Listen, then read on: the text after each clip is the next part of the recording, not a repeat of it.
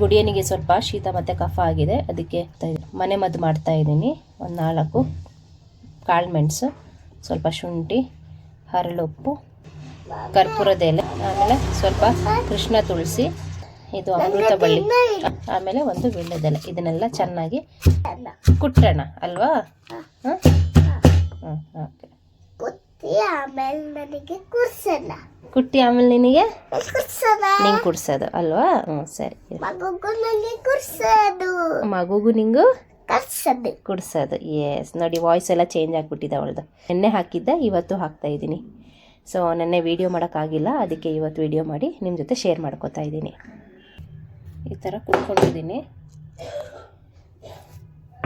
ಈಗ ಇದು ನಾವು ರಸ ತೆಗೆದು ಗುಡಿಯಂಗೆ ಕುಡಿಸೋದು ಅಲ್ಲಪ್ಪ? ಈ ರಸನ ಗುಡಿಯಂಗೆ ಕೊಡೋದು. ಕುಡಿತಾಳ, ಕಣ್ಣು ಮುಚ್ಕೊಂಡು ಕುಡಿದ್ಬಿಡ್ತಾಳಲ್ಲಪ್ಪ? ಕಣ್ಣು ಓಪನ್ ಮಾಡಿನೇ ಕುಡಿತೀಯಾ? ಇದಕ್ಕೆ ಸ್ವಲ್ಪ ಹನಿ ಆ್ಯಡ್ ಮಾಡ್ತಾ ಇದ್ದೀನಿ. ಅವಳು ಹನಿ ಇಲ್ಲ ಅಂದರೆ ಕುಡಿಯಲ್ಲ ಅಂತೆ, ಅದಕ್ಕೆ. ಈ ಮಕ್ಕಳು ಚಿಕ್ಕವರಿದ್ದಾಗ ಎಲ್ಲ ಕೇಳ್ತವೆ ಮಾತುಗಳನ್ನ. ಈ ದೊಡ್ಡವ್ರು ಆಗ್ತಾ ಬುದ್ಧಿ ಬೆಳೆಯುತ್ತಲ್ವಾ, ಹೇಳೋ ಮಾತು ಕೇಳೋದೇ ಇಲ್ಲ. ಈಗ ಕುಡಿದ್ಬಿಡ್ತಾಳೆ ಸುಮ್ಮನೆ. ತಗೋ ಪಾಪ, ಕುಡಿ. ಹೌದಾ? ಚೆನ್ನಾಗಿದೆಯಾ?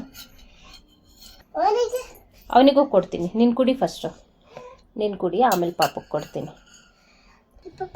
ನಮ್ಮನೇಲಿ ಎಲ್ಲರಿಗೂ ಇದೇ ಕೊಡೋದು ನಾನು ಔಷಧಿ. ಯಾರಿಗಾದ್ರೂ ಶೀತ ಕೆಮ್ಮು ಆಗಿದೆ, ತುಂಬ ಕಫ ಕಟ್ಟಿದೆ ಅಂದರೆ ಇದೇ ಔಷಧಿನೇ ಕೊಡೋದು ಅಲ್ಲಪ್ಪ?